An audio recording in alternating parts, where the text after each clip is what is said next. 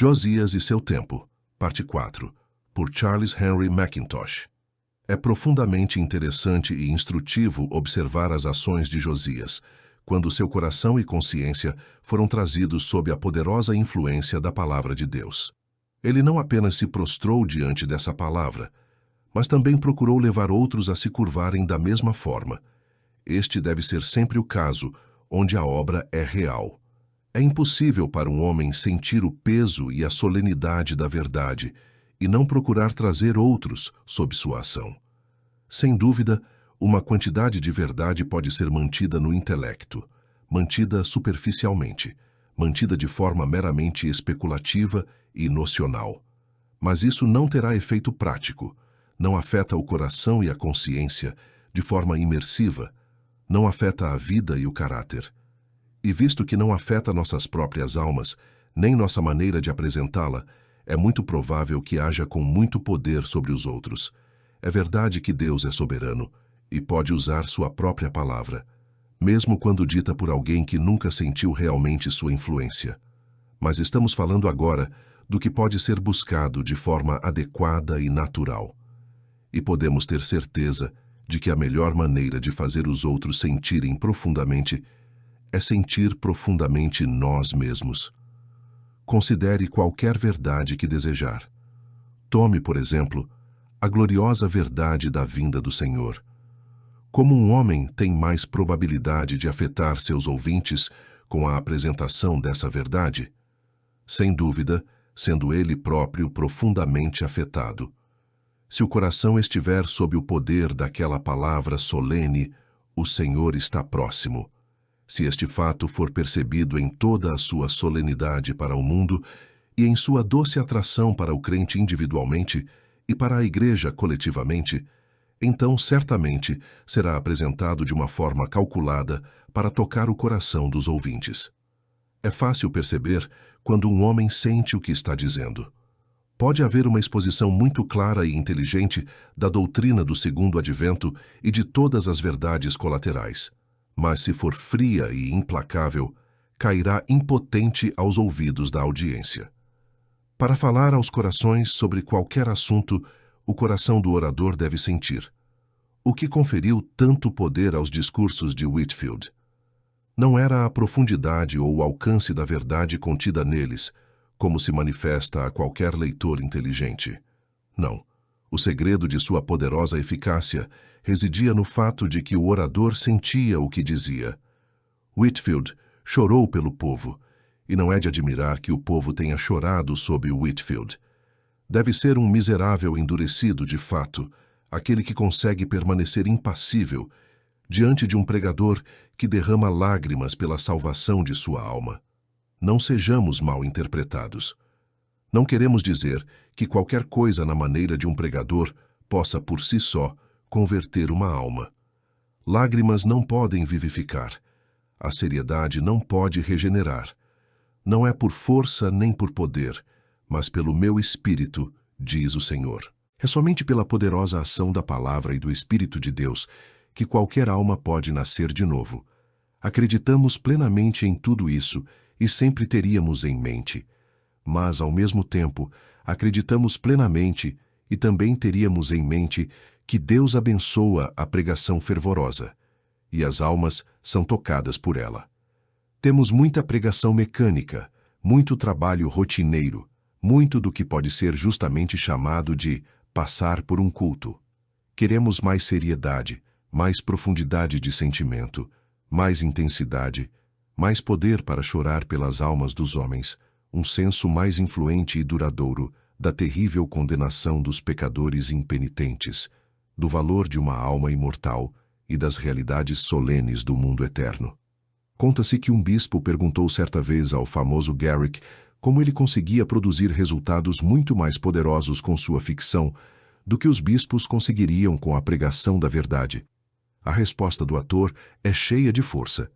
Meu senhor, disse ele, a razão é óbvia. Eu falo ficção como se fosse verdade, enquanto o senhor fala a verdade como se fosse ficção. Infelizmente, é muito temível que muitos de nós falemos a verdade da mesma maneira, e daí o pequeno resultado. Estamos convencidos de que a pregação fervorosa e fiel é uma das necessidades especiais dos nossos dias.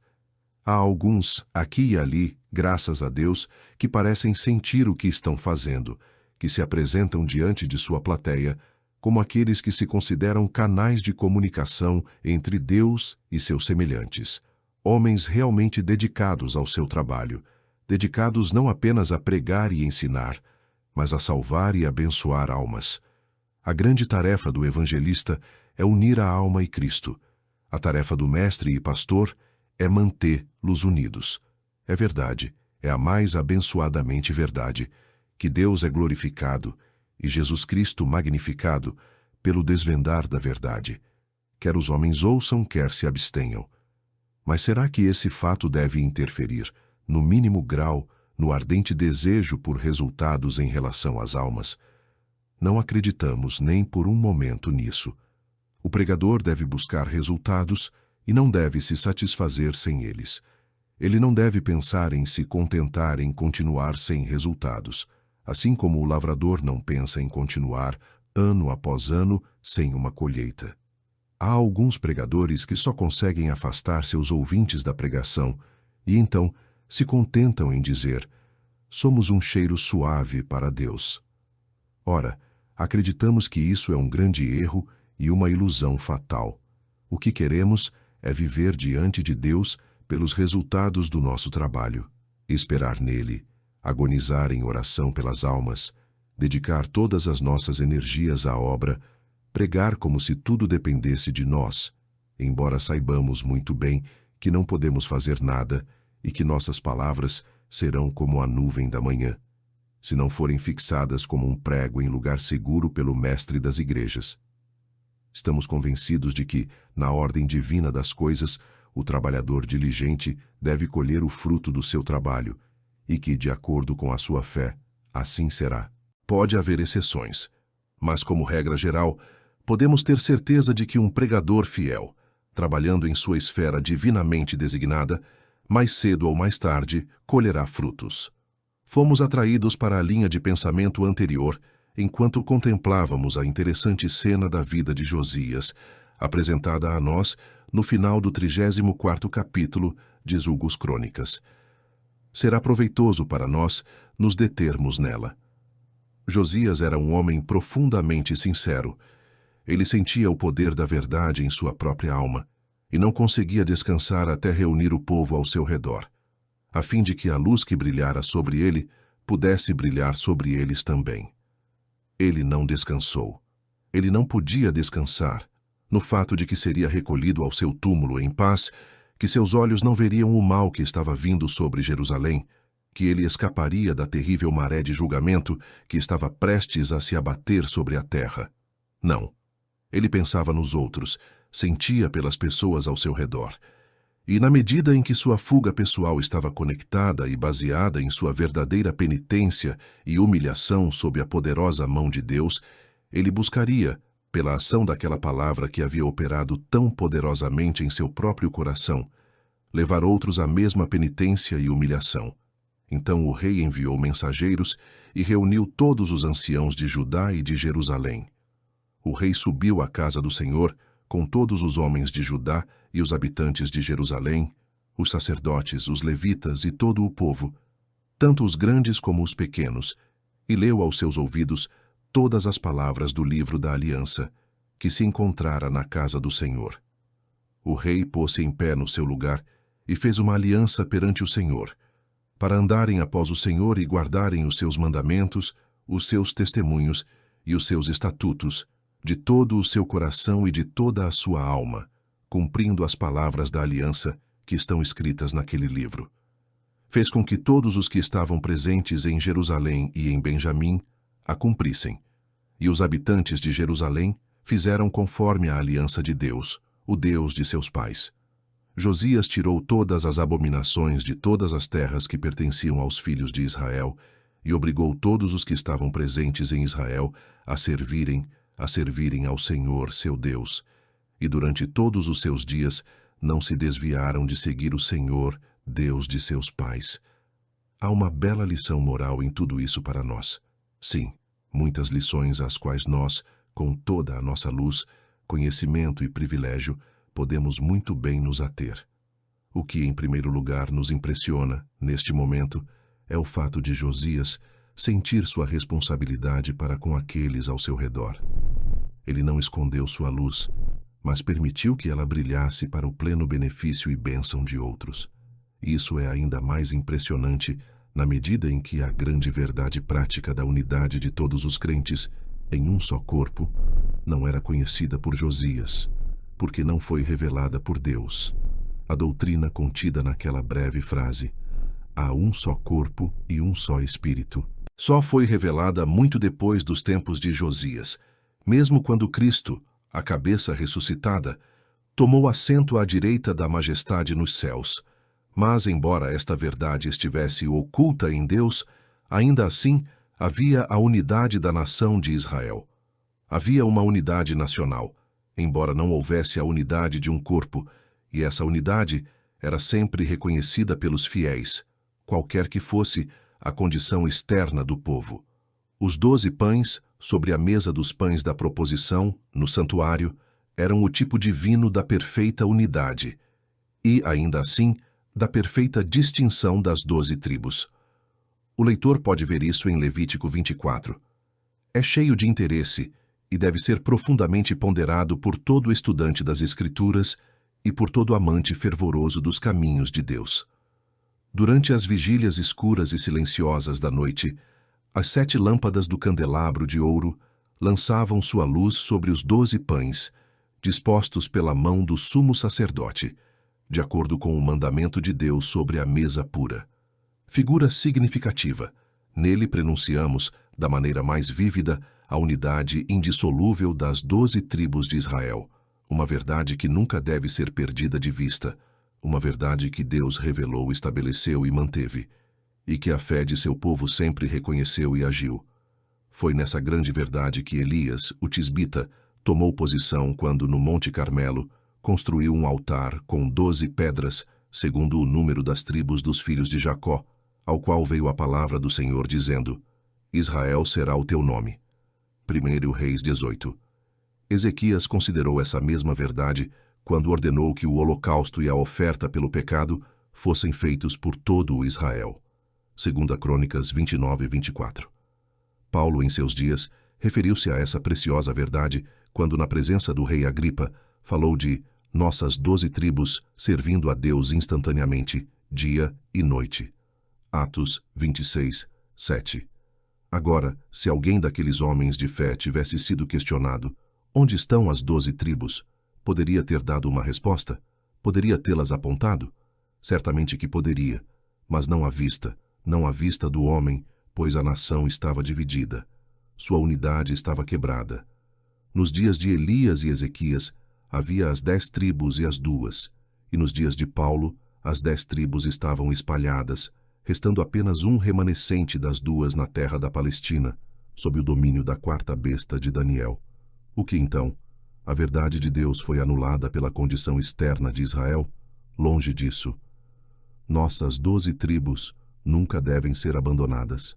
A unidade da nação é uma grande realidade para a fé. É tão verdadeira neste momento como quando Josué lançou as 12 pedras em Gilgal. A palavra do nosso Deus permanecerá para sempre. Nenhum jota ou tio, de qualquer coisa que ele tenha falado, jamais passará. Mudança e decadência podem marcar a história dos assuntos humanos.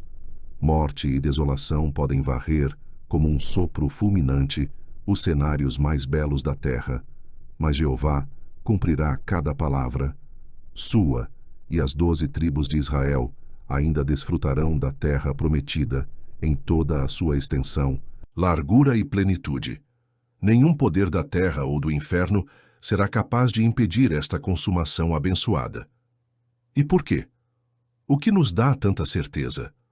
Como podemos falar com tanta certeza absoluta? Simplesmente porque a boca do Senhor a proferiu. Podemos ter muito mais certeza de que as tribos de Israel ainda desfrutarão de sua bela herança na Palestina do que de que a casa de Tudor outrora dominou a Inglaterra. Na primeira, cremos com base no testemunho de Deus, que não pode mentir. Na segunda, com base no testemunho do homem errante. É de suma importância que o leitor tenha clareza sobre isso, não apenas por sua especial relevância para Israel e a terra de Canaã, mas também porque afeta a integridade das Escrituras como um todo. Há uma maneira frouxa de lidar com a palavra de Deus, que é, ao mesmo tempo, desonrosa para ele e prejudicial a nós. Passagens que se aplicam distinta e exclusivamente a Jerusalém e a Israel são aplicadas à propagação do Evangelho e à expansão da Igreja cristã. Isso, para dizer o mínimo, é tomar uma liberdade injustificável com a revelação divina. Nosso Deus certamente pode dizer o que quer dizer, e com a mesma certeza, Ele quer dizer o que diz. Portanto, quando fala de Israel e Jerusalém, não se refere à Igreja, e quando fala da Igreja, não se refere a Israel ou Jerusalém. Expositores e estudantes das Escrituras devem ponderar sobre isso. Que ninguém suponha que se trata apenas de uma questão de interpretação profética. É muito mais do que isso. É uma questão da integridade, do valor e do poder da palavra de Deus. Se nos permitirmos ser frouxos e descuidados em relação a uma classe de escrituras, provavelmente seremos frouxos e descuidados em relação a outra. E então, nosso senso do peso e da autoridade de todas as escrituras ficará lamentavelmente enfraquecido. Mas devemos retornar a Josias e ver como ele reconheceu, de acordo com sua medida, o grande princípio sobre o qual estivemos nos detendo. Ele certamente não se mostrou uma exceção à regra geral, a saber, que todos os reis piedosos de Judá tinham em mente a unidade da nação de Israel e nunca permitiram que seus pensamentos, suas simpatias ou suas ações fossem confinados a um âmbito mais restrito do que nossas 12 tribos.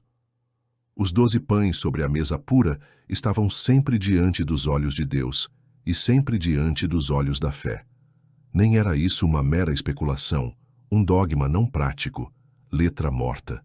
Não, era, em todos os casos, uma grande verdade prática e influente. Josias tirou todas as abominações de todas as terras que pertenciam aos filhos de Israel. Isso agia em plena harmonia com seu piedoso predecessor, Ezequias, que ordenou que se fizesse o holocausto e a oferta pelo pecado por todo o Israel. E agora, leitor cristão, observe a aplicação de tudo isso às nossas próprias almas neste momento presente. Você crê de todo o coração, com base na autoridade divina, na doutrina da unidade do corpo de Cristo? Você crê que existe tal corpo nesta terra, agora, unido à sua cabeça divina e viva, no céu pelo Espírito Santo? Você sustenta esta grande verdade do próprio Deus com base na autoridade das Sagradas Escrituras?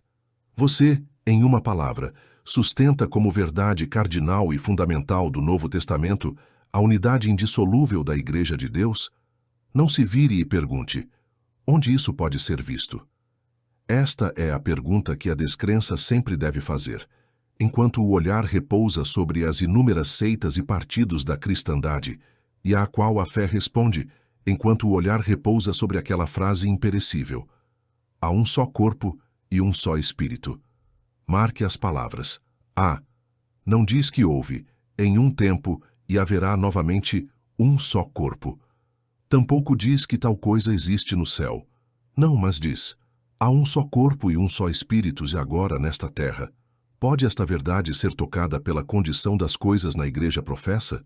A palavra de Deus deixou de ser verdadeira porque o homem deixou de ser fiel?